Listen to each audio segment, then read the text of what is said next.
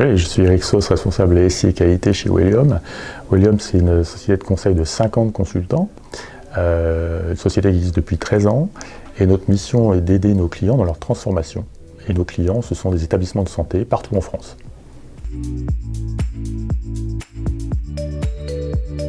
On avait effectivement pas mal de besoins, mais le premier d'entre eux, c'était de protéger nos transactions, email, entrant, sortant, fichiers, entrant, sortant, et de chiffrer nos données pour les données qui sont confidentielles.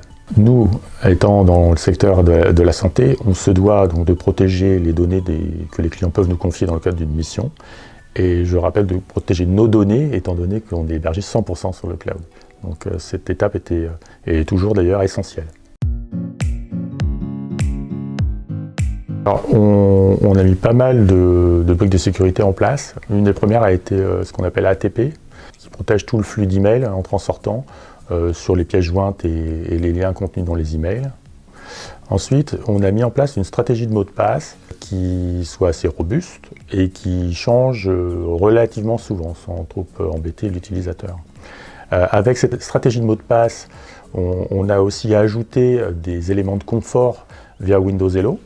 Donc là, on parle de reconnaissance faciale, on va reparler de reconnaissance d'empreintes, de biométrie, empreintes digitales, afin d'arrêter, quand on peut, d'entrer des mots de passe et de choisir les solutions faciles pour se connecter, mais tout en étant sécurisé. Ensuite, on a mis en place des éléments comme la possibilité pour l'utilisateur de régénérer lui-même son mot de passe, le SSPR, qui lui donne en fait de l'autonomie pour renouveler son mot de passe s'il a besoin. Un autre élément prépondérant, c'est celui d'avoir mis en place un inventaire via Intune. Et il permet en fait d'avoir sous les yeux l'ensemble du parc informatique, des PC et des smartphones, et le cas échéant de pouvoir couper l'accès en cas de vol ou de perte du périphérique. C'est aussi la possibilité de pouvoir redéployer à un autre utilisateur un PC. La dernière brique qu'on a mis en place s'appelle AIP. Alors AIP, c'est assez intéressant parce que d'une part, elle surveille le comportement des utilisateurs.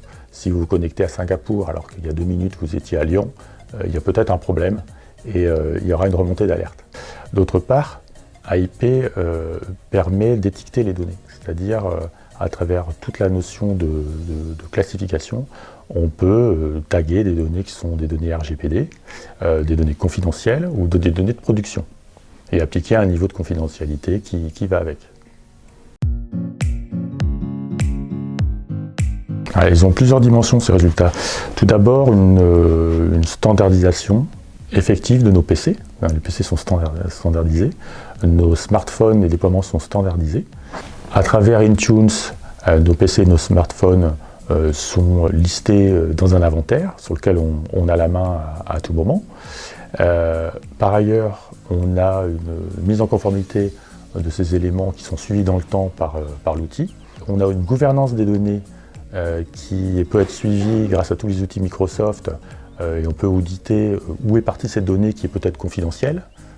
On a tous les rapports que l'on veut dessus. Par ailleurs, la démarche a permis d'identifier un certain nombre d'ensembles de données qui nous permet de renforcer tout ce qui est notion de RGPD, à travers notamment des étiquettes. Et puis enfin, je dirais quelque chose qui nous fait dormir sur les 2 oreilles, c'est l'implémentation d'une sauvegarde de nos données SharePoint, avec une rétention assez longue, nous permet de faire face à tout acte malveillant ou destruction par erreur de nos données de production.